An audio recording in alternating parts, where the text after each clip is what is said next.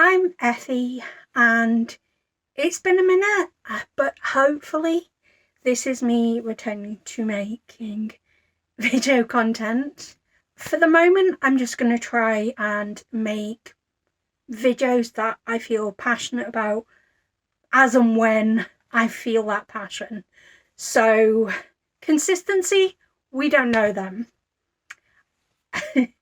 But to ease myself back into it, getting used to speaking in front of a camera again, I thought I would start off by doing a TBR for the month of April. That's what next month is. I historically am really bad at sticking to TBRs because I'm such an intense mood reader. But April and subsequently September are a little bit different because Gintara, whose channel is Book Roast, runs the Magical Readathon twice a year in April and now in September. It used to be August, but it got moved. Makes more sense in September. And, there's prompts as readathons tend to work.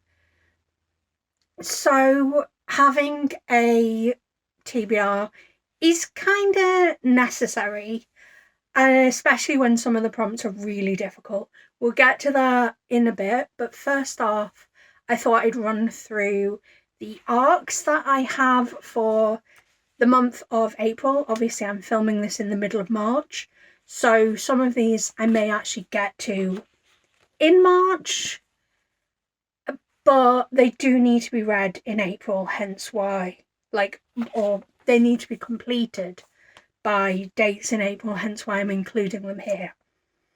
So, I've put all the blurbs on a little printed sheet because that's going to make it more natural to read out. So coming out on the 9th of April, we've got To Steal a Throne by Gabby Burton. Her magic feeds on lies. His magic could destroy her. Myra Kyler runs the court of Viridae from the shadows. Ever since she helped her half-brother Luke take the throne, she's used her lie-powered magic to blackmail members of the elite and secure his leadership. But newcomer Cadron Vale is after the throne, and Mira fears it will be his for the taking. Cadron, his magic, can detect the nature of someone's magic with a single touch, and if he so much as brushes against her, he will discover that Mira has been manipulating the court for years. As Cadron and Luke compete in a series of deadly trials, Mira decides she's done hiding in the shadows. She wants the throne for herself, and she'll betray them both to get it. But will she be able to resist the one boy who could destroy everything? Dun dun dun. I mean, I feel like most blurbs end on an implied dun dun dun, but that felt very dun dun dun. Also coming out on the 9th is My Prized Possession. Oh, I am so not chill about owning this. It arrived, oh gosh, at the point this video's going out, probably about 10 days ago. And I received emails saying I was going to get it maybe about 2 weeks ago. And I cannot believe I'm holding this in my hands. This is, which way around? This way around. This is The Ending Writes Itself by Evelyn Clark, which is the pen name for writing duo V. Schwab and Kat Clark. And somehow I never put the pieces together that Kat Clark had also written YA novels. I thought that she was just a screenwriter. Oh, that's so cool. Just a little sneak peek. It opens up. Once upon a time, 3 weeks ago. So, the blurb for this says, 6 authors, 1 private island, 72 hours to write the ending. World-famous author Arthur Fletch is dead. His final novel, the most anticipated book in history, remains unfinished, but the ending won't write itself.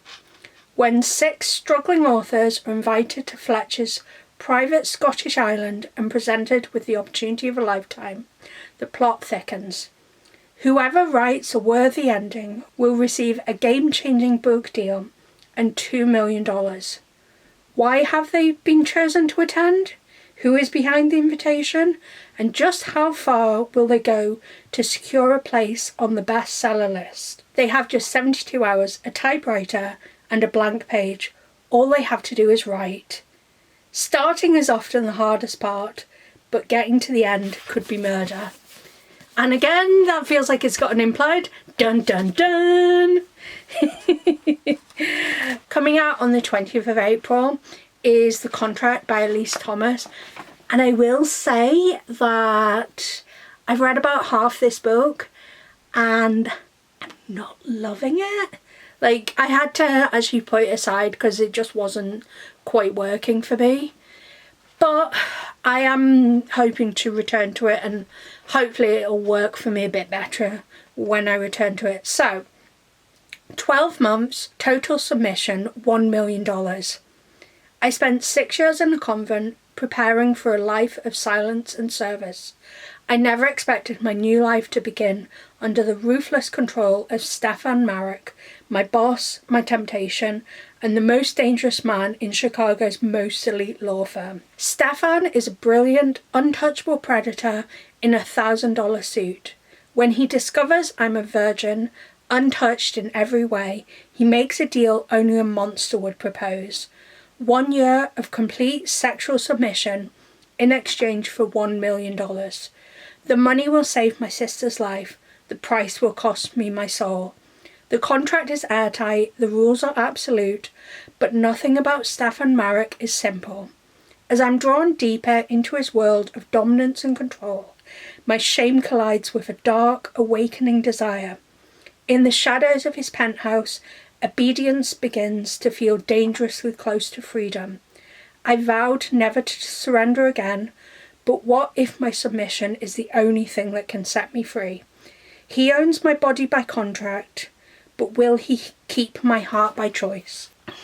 Like, it sounds so good, and I mean, I'll get more into it, assuming I finish it when I finish it.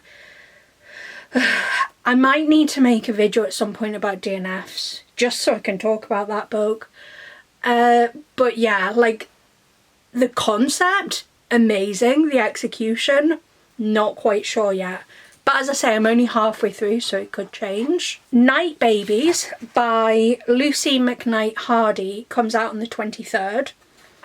All my fears have vanished, and I realise now that my dreams were not nightmares, but a sign of what was to come, how this will end, an inevitability. Things were looking up for Astrid Aspden and her partner Kit until their house flooded. With Astrid's first solo art exhibition just weeks away, her paintings are ruined and excitement has turned to despair.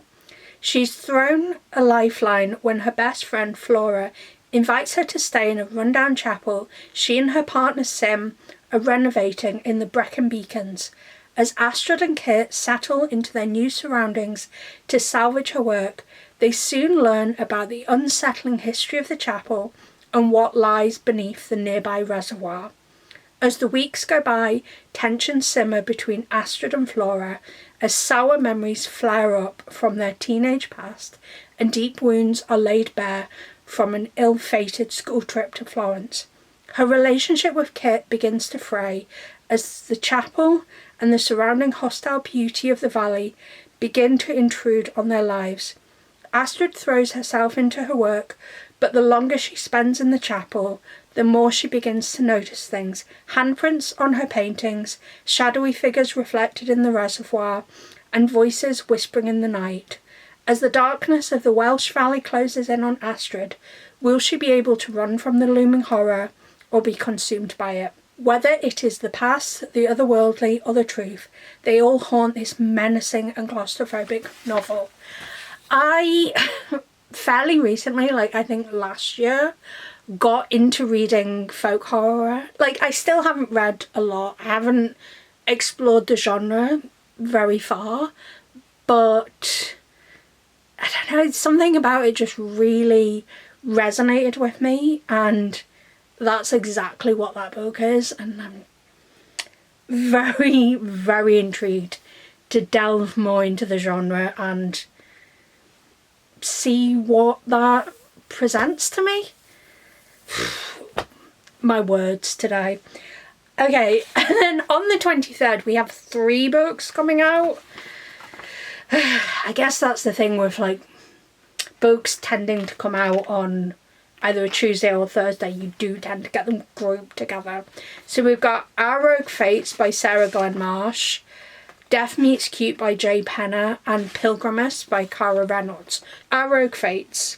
I'm gonna actually like not read the blurb for this book because this has been on my radar for so long, probably close to a year, maybe like 8 months. And essentially the author Fiona Fenn is friends with Sarah Glenn Marsh, which, like, publishing is a tiny world. Like, authors do tend to know each other. Yeah, so author Fiona Fenn, who is the author of The Crack at the Heart of Everything, is friends with Sarah Marsh Glenn, and they had mentioned about this book on their stories, and I was like, well, I like The Crack at the Heart of Everything, so I'm interested in a book that the author recommends.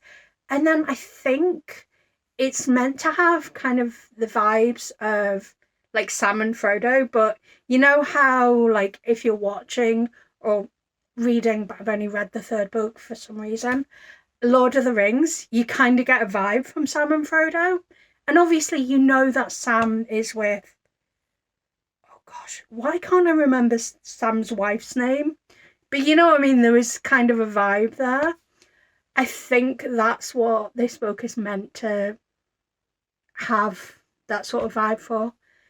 But it has been on my radar for a really long time, so I could be misremembering. The blurb for Death Meets Cute says, as Freywell's self-proclaimed villainess, Iris needs a fearsome enforcer. Instead, she gets Talon, a half-orc as sweet as the cookie he bakes, and just as irresistible. Iris Wayward wants to be bad, truly bad, terrifyingly, gloriously villainous. But after helping her sisters unleash a spell to throw the realm into chaos, Iris is left feeling strangely empty, and not at all like the villain of her dreams. So she sets off for the quiet town of Freywell to build her wicked legacy alone. Things start promisingly: a crooked little cottage, a reputation for curses and potions, and a healthy dose of fear from the locals. But when her ogre bodyguard disappears, Iris needs new muscle. Good thing a fearsome orc just toppled over in her yard. Naturally, she decides to reanimate him. It's a perfect solution, only Talon isn't the brooding warrior she was hoping for. He's gentle, he bakes, worst of all, he's nice. But Iris can't possibly have a thing for her new employee. She's supposed to be the most wicked witch in town. While Iris struggles to turn Talon into the enforcer she deserves, her sisters arrive seeking help. Their magic is fading, and the cause may be closer than any of them realize. The timing couldn't be worse, and falling for an orc wasn't supposed to be part of her villain era. But love might turn out to be the best spell she's ever cast. And the blurb for Pilgrimess is kind of short and sweet, I think, because it's part of a series of interconnected standalones. So, Robbie Finch and her found family of fellow lady criminals are weathering tyranny from a theocratic patriarchal rule. Their resistance movement is interrupted when they get word that her niece is in trouble. Disguising themselves as penitents on a religious pilgrimage to a powerful enemy city, the ladies set out on a rescue mission. Along the way, lifelong enemies persecute them, an old flame reignites, and danger threatens, and a strange man will not stop dogging Robbie's steps. As she and her mysterious new suitor dance around each other's desires and intentions, Robbie is forced to reckon with her past. She can only defeat the evil that looms if she remembers who she is, what gifts she possesses, and opens her heart to new kinds of magic. And then the final book that I've got an arc of that's coming out in April. Oh, wait, no, I completely forgot about. Okay, so this one, I would like to read it and annotate it. This is First Mage on the Moon by Cameron Johnston. I actually read this at the end of last year, and I love it so much. They sent me an early copy to blurb, and it's actually on like some retailer sites. They have now edited down my blurb, but used to say at the end of it, a cautionary tale for billionaires. It's so like rebellious. It touches on like intersectionalities of disability, class. I'm pretty sure there's some queer characters in here. Like, it touches on everything and was really, really enjoyable. And it ended in a way that took me by surprise. So I do want to reread this and annotate it, but obviously annotating is a labour of love, and I want to give this the time it deserves. But it does come out on the 14th of April, so whether I get to read it and, well, reread it and annotate it before it comes out, we will have to see. And then the final book, the actual final arc, comes out April... Does it say? Oh, it's in my notes. It comes out April 30th. And it's How to Fake It in Society by KJ Charles. And this is Regency romance. I mean, it's described as red, white, and royal blue meets a queer Bridgerton. So kind of Regency, Victorian, that kind of era. So it says, Nicholas Marc, Comte de Valois de la Motte, is making a splash in society. The son of a French noblewoman wrongly convicted for a notorious crime, he hopes to restore his mother's reputation, if only he can raise the funds, or at least that's his story. Titus Pilcrow, an unassuming shopkeeper, accidentally married an immensely wealthy woman on her deathbed.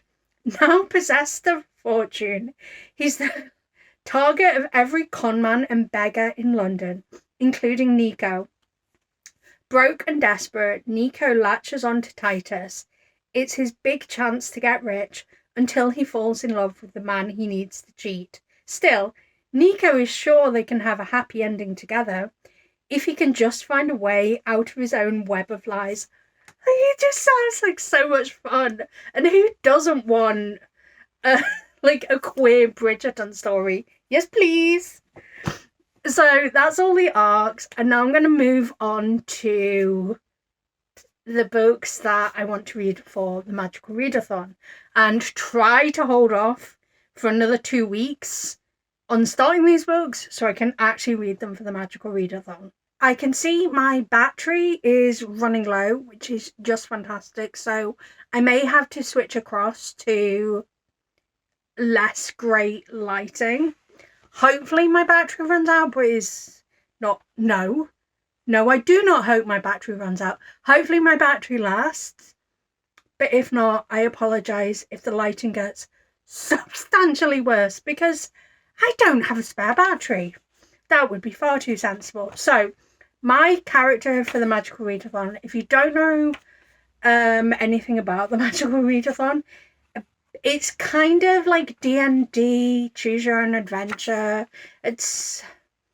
There's a lot of like lore and world building, but you also can just kind of dive in, just pick prompts, read, engage in like being part of the community, etc. So the character that I play as for the Magical Readathon is studying the course Eldia Excavationist, or studying to become an Eldia Excavationist, but I thought it would be fun for them to also order the class of Tonebinder, And yep, my battery has run out. So apologies for the drop in video quality. When it rains, it pours. Like, I literally ran out of storage as I was recording that. Anyway, so my character is studying to be an elder excavationist. I have no idea when I succeed or when I fail in the readathon because I'm so bad at TBRs. So I'm just assuming they're still having to continue on their courses.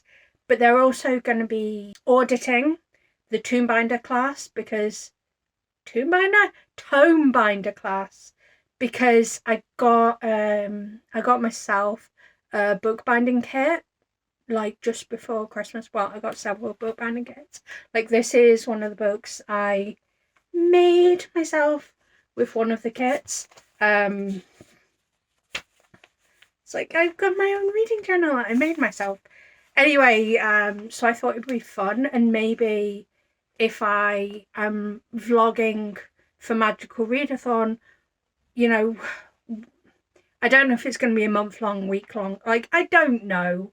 The videos will come out when they come out, when I feel inspired, etc. But I'm hoping to vlog for Magical Readathon. I just don't know what format it's going to take yet. But I thought it might be fun if I do, like, so I've still got 2 kits left. I've got a long stitch journal kit and then like a more standard hardback notebook kit. So I might do those in April. We'll see. Between those 2 courses, that's 7 prompts, and I'm just going to kind of run through them as they come. So for restoration, the prompt was to ask a friend for 5 5-star reads and pick one of those. And I asked my best friend, and I also asked on a Discord, and I actually got like multiple lists. So I think what I might do, and I make no promises that this video will come to fruition, but what I'm thinking of doing is doing a video where I actually like read something from each of the lists. But for the sake of this video, I'll just run through the 5 that my best friend gave me, but I'm not going to pick which one today. Like, I'll say what I'm leaning towards, but I think my plan is to actually do a try chapter. So we've got Enchantra, which is Kaylee Smith, I want to say. Mate by Ali Hazelwood. A Witch's Guide to Magical Innkeeping by Sangu Mandana. Listen for the Lie by Amy Tintera, I think. And Powerless by Lauren Roberts. I feel like I'm leaning towards Enchantra out of that list. But I did want to pick up Mate because I did quite enjoy Bride. And Witch's Guide to Magical Innkeeping, I actually got an e-arc of that, and just like life got in the way. I'm generally like reasonably good. I was looking at like, you know, how many arcs I get to and stuff, and I reckon I get to at least like 75% of front list arcs, and that becomes higher and higher as I only really request things that, 1, I genuinely like desperately want to read, but 2, that like that I think I'm gonna have time to read. Those are the 5, and that's kind of where I'm leaning. For Inscription, the prompt is a day of the week in the title, and this one was really tricky. So I will give you 4 suggestions. These are not ones I'm going to be reading because I've already read them and don't fancy rereading them. So we've got Thursday Murder Club by Richard Osman, 7 Days Monday to Sunday by, I can't see my copy. I'll pop the cover on screen, but it's a manga, and it was compared to the book Date Me Bryce Keller. I think that was his name. Oh, this was years ago. I read an article called Date Me Bryce Keller, and people like critiqued it and said it was too close to 7 Days, Monday to Sunday. So I also read the manga. Monday's Not Coming by Tiffany D. Jackson. Absolutely amazing book. And Forever Ends on Friday by Justin Reynolds. I always get the two of them confused because like Jason and Justin are very similar names. Something Reynolds. But again, I'll have the cover on screen. The book I'm actually going to pick up is On Sunday She Picked Flowers by Yaya Schofield. It has been compared to Sorrowland, and I can't remember what else, but it feels very folk horror, gothic. The blurb mentions ghosts and haunts. So it sounds really exceptionally like interesting and intriguing. But also, like, this is a really hard prompt to fulfill, or it felt really hard when I was trying to come up with what I was going to read. Is it just me, or do I look a bit like a floating head on a screen? Like, you can see my sweatshirt and a little bit of my collar, but mostly it's just floating head and hands. For spells and incantations, the prompt was a book currently on a best-selling list. And I looked at the list today before I started filming, and number 14 on the New York Times hardcover fiction bestseller list is When He Was Wicked by Julia Quinn. Because I'll be honest, I am getting really fucking annoyed at the homophobic Bridgerton fans. Okay, so I'll pop a sort of spoiler warning on screen for, I guess, kind of the Bridgerton TV series, but also kind of the books. So, you know, if you're interested in either, maybe skip ahead until the warning's no longer on screen. So, When He Was Wicked follows the Bridgerton child, Francesca. And in the TV series, they've decided to change Francesca's love interest from Michael in the books to Michaela in the TV show. And Francesca's story, basically, from what I understand of the books, I haven't read them, which is why I want to read this book and see. I mean, people are not justified in their homophobia. I can say that right now without reading the books, but like, I'm just getting so annoyed at these people. But essentially, like, from what I understand, it happens fairly similar to in the book as the TV show, in that she gets married to Lord Kilmartin. Why can I not remember his name? But she gets married to John. Is it John Sterling, I think? Yeah, I think that's his name. So she gets married, and then he dies, and she ends up having a romance with his cousin, and yeah, like, that's her love story, is this romance with the cousin. And people are really, really enraged by this, but so much of it seems to be rooted in homophobia, because like, there's people saying, oh, well, so much of her story was about infertility, and like, also, how's it going to work because, you know, you've changed the gender of the character and stuff. Like, we're not going to know how any of it works until we get Francesca's series of the show. But in particular, I mean, the fertility thing's absolutely ridiculous anyway, because queer couples can deal with infertility. Like, that doesn't change things. People have mentioned as well that inheritance law in Scotland is different than in England, so Michael being Michaela in the show is likely to not change that. But people, like, the thing that people are really latching on to is the fact that apparently so much of Francesca's story is around her infertility journey, which, you know, I understand people are going to want to see themselves in books, and want that representation, but you know, that can happen in a queer storyline regardless. But in particular, people are like, oh, well, she gets an epilogue baby. But I've heard that her epilogue baby is in the second epilogue and wasn't originally part of the book.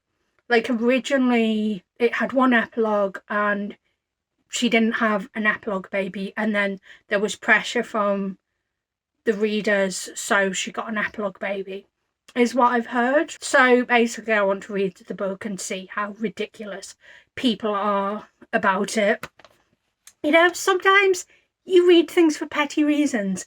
It's interesting because I never thought I'd pick up the Bridgerton books, because I've heard things that make me think they wouldn't be for me. Like, I definitely wouldn't want to read Penelope's book or Daphne's book or Eloise's book. I don't really feel like I've heard much about Anthony's and Benedict's, and I may read Gregory and Hyacinth's. Like, I'm interested enough in their stories to potentially read them, but I think it'll come down to, if I enjoy Francesca's book, whether I continue. And moving on from that, for Law, the prompt was a dystopia or a utopia, and I've heard so much about To Cage a Wild Bird by Brooke Fast that I've decided to pop that on. I think it features an underground prison where the rich hunt the prisoners or something. Sounds fascinating, and I've heard it's exceptional. For animal studies, the prompt was basically just wolves. So I'm either going to reread Lightfall by Ed Crocker, or if I happen to reread that this month, I'm going to read Moonfall, which is the sequel to Lightfall. So obviously also by Ed Crocker for the readathon. The last two prompts are Art of Illusion, Unusual Formatting. So this one's quite an open one, but it does, like, in the video, G did basically say things like letters or social media posts or whatever could count as like unusual formatting, like not just prose and dialogue. So I have hooked out two books. It's so weird that the colour's making things look green, or at least it looks green to me. So we've got Flowers for Algernon by Daniel Keyes, which I believe is epistolary or told through diary entries, something like that. And we've got The Trees Grew Because I Bled There by Eric LaRocca, and it looks to be social media posts. And nope, that is absolutely cannot see. It's far too dark for the camera to pick up what the inside looks like. So for the final prompt, which is conjuration, you need to scroll social media, and it's the first book that entices you, not necessarily the first book that you see. Okay, let's open up Instagram. See how long it takes me to scroll to find something. Okay, well, that's Dagamouth, but I've read Dagamouth. But I'm gonna like that because that is beautiful art. I've read Naughty or Nice. That's an advert. And oh, Hunt the Everwild. Yes, I am kind of intrigued by that one. Oh, look how cute that is. Okay, well, that was easy. We're gonna go with Hunt the Everwild for that prompt. And that is my TBR for the month of April. I will pop a graphic on screen of my provisional TBR. And yeah, I guess I will see you in the next video, whenever that is. But until then, you can find me deep in the marginalia. Love you. Bye. Fucking hell, can I speak today? The blurb for by Gay. Well, so I'm hoping I've got enough storage on my phone. No, I do not. One moment then. Please hold.